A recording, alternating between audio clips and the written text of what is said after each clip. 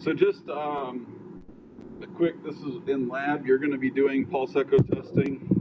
And so here's what your screen will look like when we demo it with just our, down at the bottom there, you can see, and this one it's set up where the test piece is shown in the same orientation as the screen. Okay, most of the time your test piece is going to be turned, right? You're going to be putting your probe on top versus the side. So you'll put your probe along one side, you'll send that pulse in, you'll get a pulse, it'll give a pulse with an echo and give you a back wall echo, and that's shown here, and it kind of shows how the part relates to the display that you're all going to be working with. Up top is your initial pulse, and that we want to set, we want to get that zeroed out, so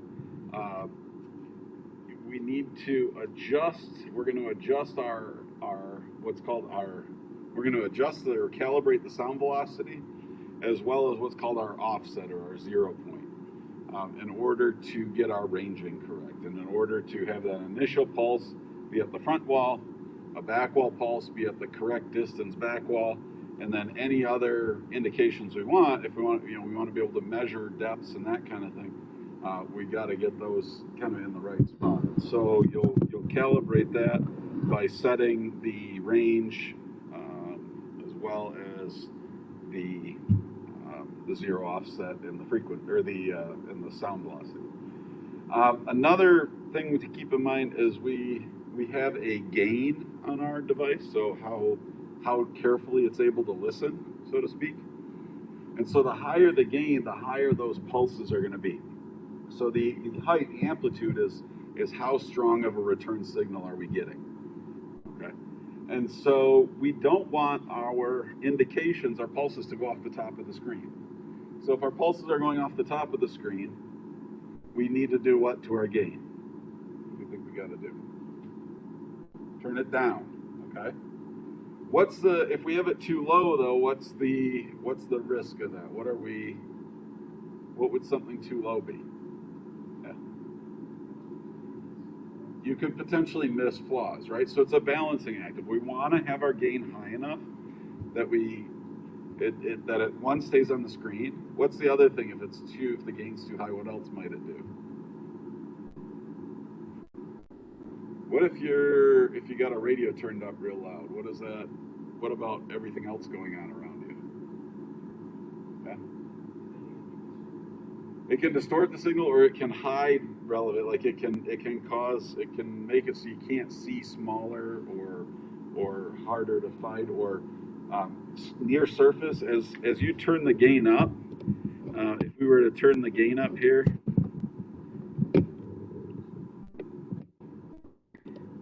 as we turn it up, it's going to spread this initial pulse instead of being more straight down. If we turn the gain up really high, you'll end up with an initial pulse that looks like that, okay? And so what would happen is if we were looking for flaws, say in the 3-inch area here, if we were looking for a flaw here, that might get hidden by that initial pulse.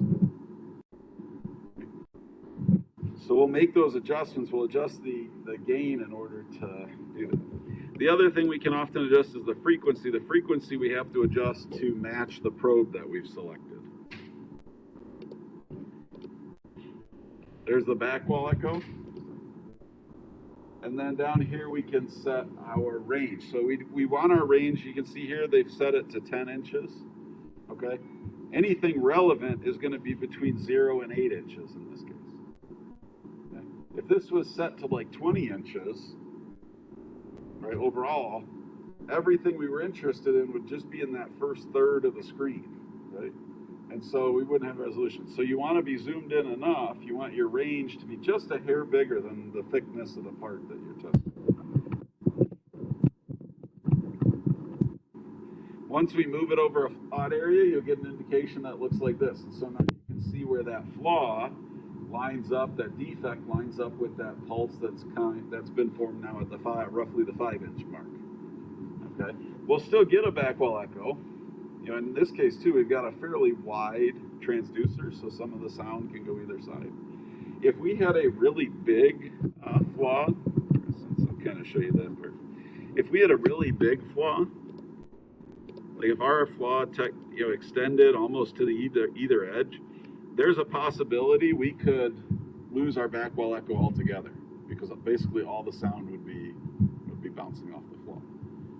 Okay, so just know that if you find a flaw that's bigger than your probe, well, it's bigger than your probe, but also remember the sound's going to come out and it's gonna spread, right? It comes out in a cone shape.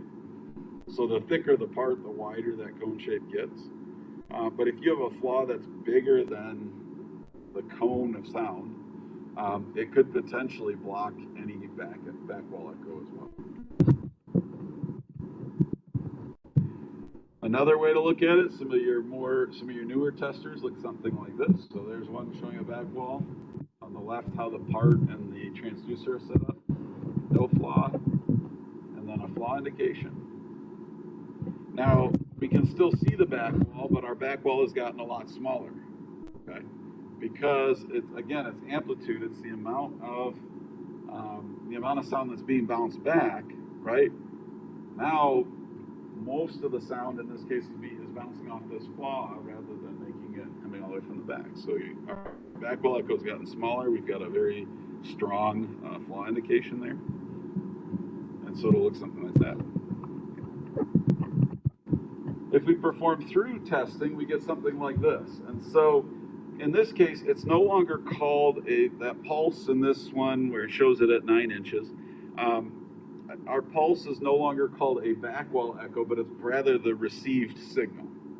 Okay, because we're not looking for an echo, we're looking for where we pick that signal up. So we've got a transmitter on the left, a receiver on the right. And so really, if in this case we can't tell where that flaw is. But as we move our transmitter and receiver down, you can see that received signal at the back wall gets attenuated. The amplitude reduces as part of that signal is blocked by a flaw. And again, if that flaw was wider than the transmitter and the receiver, there's a chance that the signal wouldn't be received at all. You wouldn't even pick up a received signal. Okay.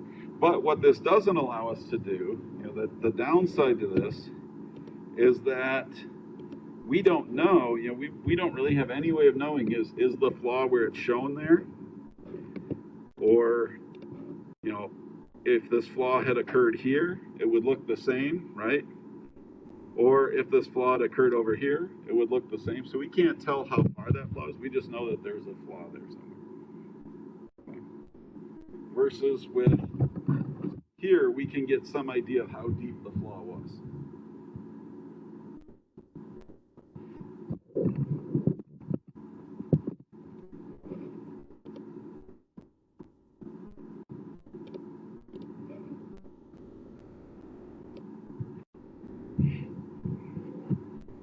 So angle beam testing looks something like this. So when we're doing a weld, this is the kind of thing that we're looking for. Okay? And so in a good weld, for instance, which is usually you can see in a good weld, we really don't get much reflection of sound. It transmits through, right? The base material and the weld, the filler material. So the base material is our object. The filler material is the weld, the rod or what's used. Should be fairly, if they're well, they're welded together. They're one material now. They've been melted together, and they should be of similar property. We're not going to get a lot. You can see on this screen there is some indication below that gate right there. So, and the area I'm talking about is this right here. So we're getting some reflection because there is a slight change of material there, right? There might be some slight crystalline property change or some because of the heat, things have changed, right? So there's a tiny bit of sound being reflected there, but that's what, we would see during normal angle beam testing. Now, if we look at a weld that's cracked, you can see now that void, not even a crack, often it's used for checking for voids, how well done was a weld. If you have very critically welded parts, you got to make sure that the welds, that you have full weld penetration, that you don't have any air bubbles in there. you can see now we're getting a return off that weld. And what we've got there is that red thing is, it's showing a gate. And so what the tester did, what the person did who was using this, is they said, okay, as I am scanning this, my area of interest is there, which is roughly, that's my area of interest. I put a gate there. As I move my probe around, you can often set your tester to either trigger an alarm or some kind of a visual indication if your display crosses that line, that gate, that red gate, which it's doing right here when they found a flaw. And so maybe their tester started beeping at them to let them know, hey, you found something. Because again, you've got a probe in one hand, you're holding the probe in one hand, you might be holding the tester in another, or maybe it's sitting on a bench, but you're trying to you got to kind of watch where you're moving your probe, right? So it's kind of hard sometimes to look at the probe and where you're moving it and look at your display at the same time. And so being able to set gates with alarms and that kind of thing, that lets me go. Now, you don't want to necessarily say, okay, everything at that distance, I've got my gate set up higher, because if I set everything from here to here, I'd be getting an indication right now just from a good weld. And so they set it at a certain height, and that's what they call a percent of full screen height. So 20%, it's roughly 20% full screen height. 100% full screen height is at the top. Okay, how strong of a return are you getting from a given area?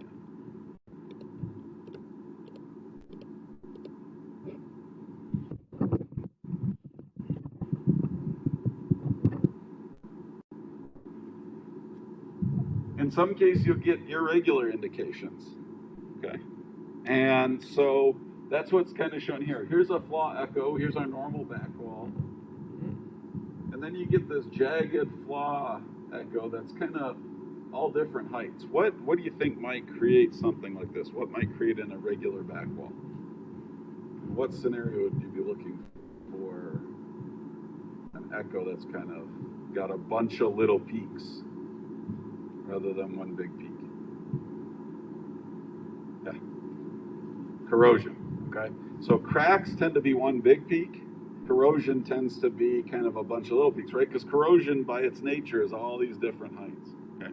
The other thing that often happens with corrosion is that the overall amplitude of sound being returned to you goes down. Why might that be?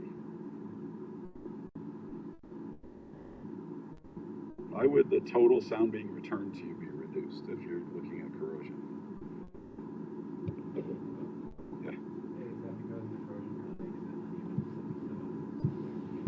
Yeah, so the corrosion is uneven. The corrosion is going to tend to scatter the sound waves. So here's the back wall of a part, and here's a corroded area. Okay, there's my part. It's got some corrosion going on. Pretty nasty. Okay. If you think about your normal area, your non-corroded areas, my sound's going to go down, it's going to hit, and it's going to go straight back up, right? But if you think about corrosion, if my sound comes down and hits right here, it's pretty much going to go straight back up, right? But if my sound comes down and hits right here, what's going to happen to it? It's going to reflect off to the side. And so the total amplitude, the sound you're getting reflected, oftentimes, not only will it show an indication closer to your probe, but it will also reduce the amount of signal you're receiving back.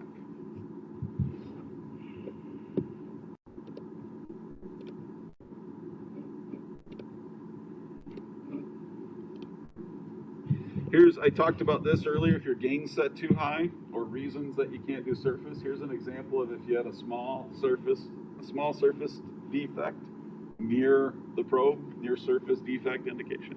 It could be masked by that initial pulse. And so you just got to understand that normally, in this case, that's where you would want to use, what would you use, instead of using pulse echo, what type of testing might you use here for near surface flaws? Be two types you could talk about. So this could be a candidate for through transmission testing, okay, or for surface wave testing.